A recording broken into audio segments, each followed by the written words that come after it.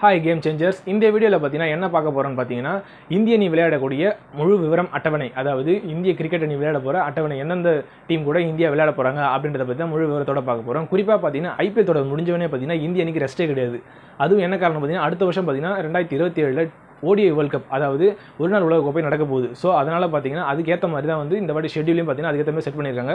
என்ன விவரம் சொல்லிட்டு வாங்க முழுசாக இந்த வீடியோவில் பார்த்துடலாம். அதாவது ஐபிஎல் போட்டி முடிஞ்ச உடனே பார்த்தீங்கன்னா ஆப்கானிஸ்தான் அணி கூட ஒரு டெஸ்ட் போட்டி 3 ஓடிஐ போட்டியில் விளையாட போகிறாங்க. அப்படியே பார்த்தீங்கன்னா அதே ஜூன் மாதத்துலேயே பார்த்தீங்கன்னா அயர்லாந்துக்கு சென்று 2 T20 போட்டியில் விளையாட போகிறாங்க.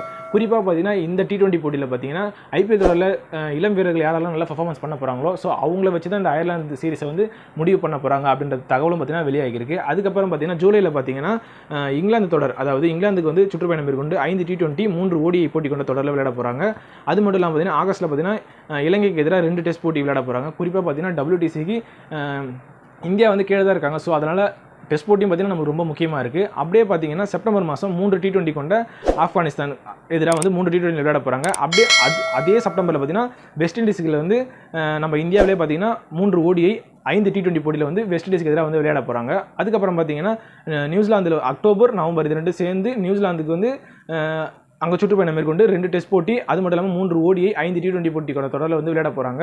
அப்புறம் இறுதியாக பார்த்தீங்கன்னா டிசம்பரில் வந்து இலங்கை அணி வந்து இந்தியாவுக்கு சுற்றுப்பயணம் மேற்கொண்டு 3 ஓடிஐ 3 T20 போட்டி கொண்ட தொடரில் விளையாட போகிறாங்க. இதில் குறிப்பாக பார்த்தீங்கன்னா இந்த ஜூன்லேருந்து டிசம்பர் வரைக்கும் பார்த்தீங்கன்னா 15 ஓடிஐ போட்டியில் வந்து இந்திய அணி விளையாட போகிறாங்க. இது என்ன காரணம்னு பார்த்தீங்கன்னா அடுத்த வருஷம் உங்களுக்கே தெரியும் 2023 எப்படி வந்து இந்தியா வந்து சொந்த மண்ணில் வந்து ஓடிஐ வேர்ல்ட் கப் எப்படி தோத்தாங்களோ, ஸோ அதெல்லாம் வந்து அடுத்த வருஷம் இருக்கக்கூடாது.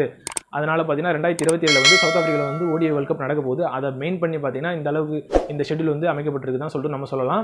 அது மட்டும் இல்லாமல் பார்த்தீங்கன்னா நம்ம வந்து ரோஹித் கோலி அவருடைய ஆட்டத்தை வந்து இந்த வருஷம் ஃபுல்லாக பார்க்க போகிறோம். என்ன காரணம்னு பார்த்தீங்கன்னா அவங்க வந்து ஏற்கனவே வந்து T20 மற்றும் டெஸ்ட்லேருந்து ரிட்டையர் ஆயிருந்தாலும் ஓடிஐயில் வந்து விளையாடிட்டே இருக்காங்க.